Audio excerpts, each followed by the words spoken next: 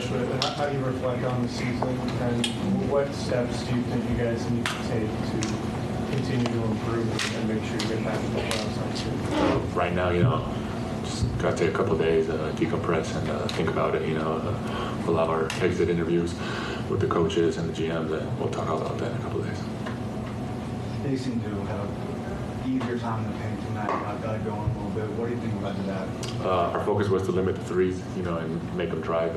They've hurt us a lot over the past 5 games of threes, and when they drove, I feel like we kind of gave them too much of an easy lane to go downhill. I know you've taken a mentorship role with some of the younger guys. What do you make of just the ups and downs of a young player like Keegan and Keon have such great games against the Warriors who struggled tonight? What do you? I mean, you went through it as a young player. What do you make of just the ups and downs? You just got to stay focused, and never get too high, never get too low. It's a long season, different matchups, different players, and you just got to try and be as consistent as you can, because that's what the team needs from you. I know you guys aren't using it as an excuse, the Western Conference being as brutal and tough as it is, the 49-win team and the Pelicans barely getting in. I guess, what do you make of just playing in such a difficult conference every night? Yeah, I don't feel it's an excuse. We dropped many games that we should have won during the season, and we definitely would have been in a better position, so it's kind of on us, and today we couldn't get it done. You guys only lost 2 fewer games overall than last year, but obviously the season is very different. Did it feel like a step back this season? Personally, as a team, I feel like we got better. It's just we couldn't finish some games. We dropped a couple.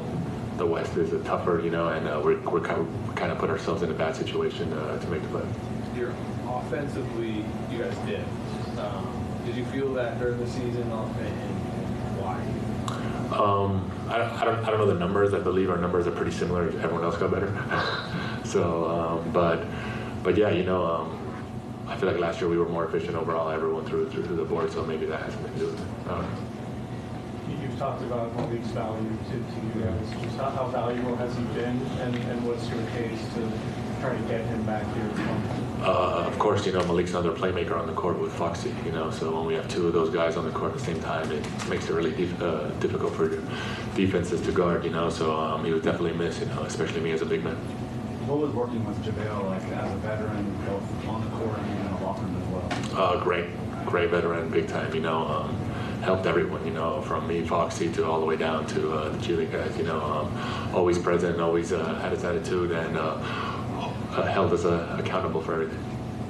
What do you make of the defensive growth as a whole this season? That seems to be the biggest area of progress that you guys made. Good. I feel like we definitely, since All-Star break, our defense has definitely improved a lot. Guys are getting more confident. We're allowed to be more physical, which I feel like helps our type of personnel on our team. Can you compare the environment in this building tonight to the other times that you played here this season?